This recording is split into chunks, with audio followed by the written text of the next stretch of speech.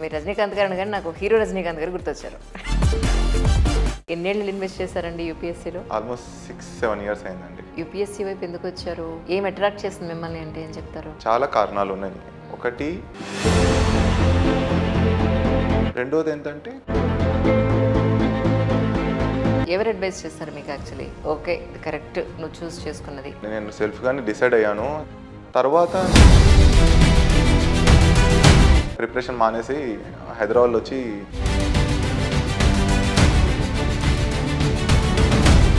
ఏ క్లాస్కి చెప్పారు? 8th, 9th, 10th 3 క్లాసులు చెప్పేవాడిని. ఇన్ని అటెంప్ట్స్లో లాస్ట్ అటెంప్ట్ వరకు ఇది నేను అచీవ్ చేయలేనేమో, this is not my cup of tea or coffee. నాకు 3rd, 4th అటెంప్ట్ వచ్చేసరికి కనిపించింది.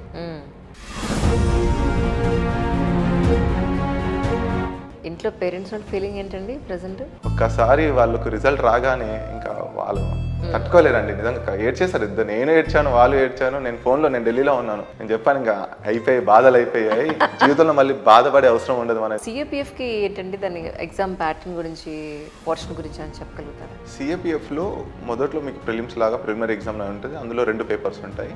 ఒక పేపర్లో మీకు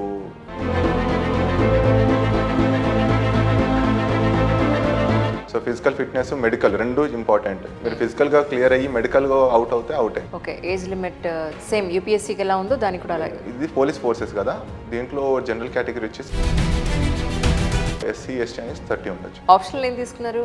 నాది హిస్టరీ ఆప్షనల్ అండి. అసలు స్కోరింగ్ సబ్జెక్టే కాదంటారు కదండి. ఆ సబ్జెక్ట్లో యాక్చువల్గా సో సెకండ్ అటెంప్ట్ ఏమైంది అప్పుడు? సెకండ్ అటెంప్ట్లో ఏంటంటే 19లో ఇంకా అదే సీరియస్గా 18లో స్టార్ట్ చేసి 19లో నెక్స్ట్ సెకండ్ అటెంప్ట్ ఇచ్చాను. సీసెట్ అయింది, జిఎస్ కాలేదు. కానీ ఢిల్లీలో మీరు కోచింగ్ తీసుకున్నారు ఎందుకు ఫైనల్గా? ఢిల్లీలో తీసుకోలేదు, హైదరాబాద్లోనే తీసుకున్నాను ఒక ఇన్స్టిట్యూట్లో. ఎవరైతే యూపీఎస్సీకి ప్రిపేర్ అవ్వాలి అని అనుకుంటారో ఆస్పిరెంట్స్, ఫస్ట్ టైం చదవడం మొదలు పెట్టినప్పుడు ఏంట్రా బాబు అసలు ఎక్కడి నుంచి మొదలు పెట్టాలి, ఎలా చదవాలి ఏం అర్థం కాదు.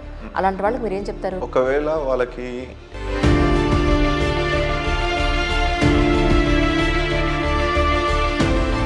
ఇంటర్వ్యూ అంతా ఎలా నడిచిందండి? సార్ వెంటనే వెళ్ళగానే డైరెక్ట్ క్వశ్చన్ ఏంటంటే మీరు టీచర్గా చేశారు కదా, యూజ్ అయ్యింది, ఏం చేయాలి ఇప్పుడు, నేను ఏం మాట్లాడాలో అర్థం కాలేదు. ఏంటి మీరు అందరూ నీలోఫర్ క్యాఫ్లో కలిసారా మొత్తం అందరూ? So very good connection with chai అండి. ఆల్మోస్ట్ ఎవ్రీ ర్యాంకర్ 90% చాయ్, కాఫీ బాగా ఇష్టపడతారు. ఈ ఇయర్ అటెంప్ట్ ఇచ్చే వాళ్ళకి మీరు కొన్ని dos and don'ts. First dos ఏంటంటే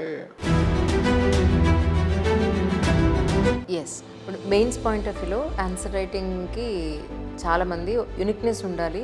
కొంతమంది డయాగ్రామ్స్ వేస్తారు, కొంతమంది మ్యాప్స్ వేస్తారు, రకరకాలుగా చేస్తారు. మీరు ఎలా చేస్తారు? అంతకు మించి ఇప్పుడు నెక్స్ట్ మెయిన్స్ రాసే వాళ్ళకి మీరు ఏం చెప్తారు? జెనరిక్గా రాస్తే మీకు జెనరిక్ మార్క్సే వస్తాయి, స్పెసిఫిక్గా రాస్తే మంచి మార్క్స్ వస్తాయి. ఒకటి